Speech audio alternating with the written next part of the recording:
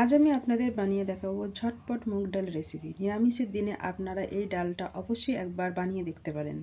ঝটপট মুগ ডাল রেসিপি বানানোর জন্য কড়াইয়ে আমি মুগ ডাল দিয়ে হালকা করে ভেজে নেব। বেশি ভাজবো না, যখন ডালের কালারটা এরকম হয়ে আসবে তখন আমি এই ডালটা নামিয়ে নেব। এখন ডালটা আমি জল দিয়ে ভালো করে ধুয়ে নেব। এরপর কড়াই জল দিয়ে ডালটা আমি সিদ্ধ হতে দেব। ডালের উপরে যে ফেনাগুলো জমেছে সেগুলো আমি তুলে ফেলে দেব।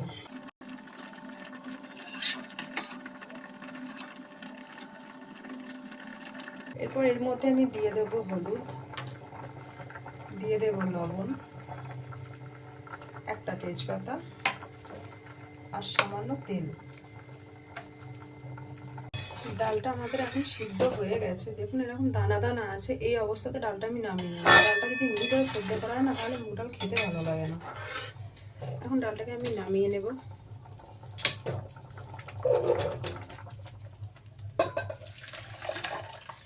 এখন আমি কড়াইতে দিয়ে দেব তেল, সাথে দিয়ে দেব একটু ঘি। তেল আর ঘিটা গরম হয়ে গেলে আমি এর মধ্যে দিয়ে দেব দুটো এলাচ, অল্প একটু জিরে আর দেব শুকনো লঙ্কা। ফোড়ন থেকে সুন্দর একটা গন্ধ বেরোলে আমি এর মধ্যে দিয়ে দেবো আদাটা দেওয়ার সময় একটু ছেঁচটায় এটা একটু ভালো হবে।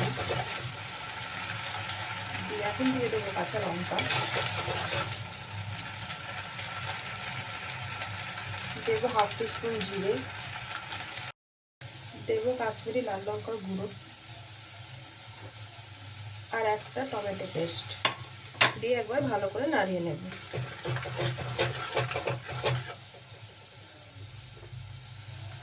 মশলাটা আমি ততক্ষণ কষবো যতক্ষণ টমেটোর কাঁচা গন্ধটা সরে যায় আর মশলাটা থেকে তেল ধরে যায়।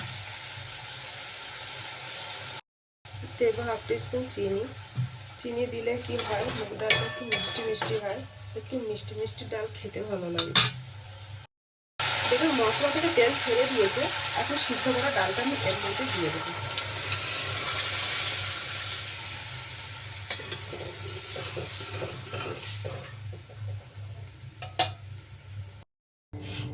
ডাল প্রায় আমাদের হয়ে এসেছে। এখন আমি এর মধ্যে দিয়ে দেবো 1 চামচ ঘি আর অল্প একটু গরম মশলা।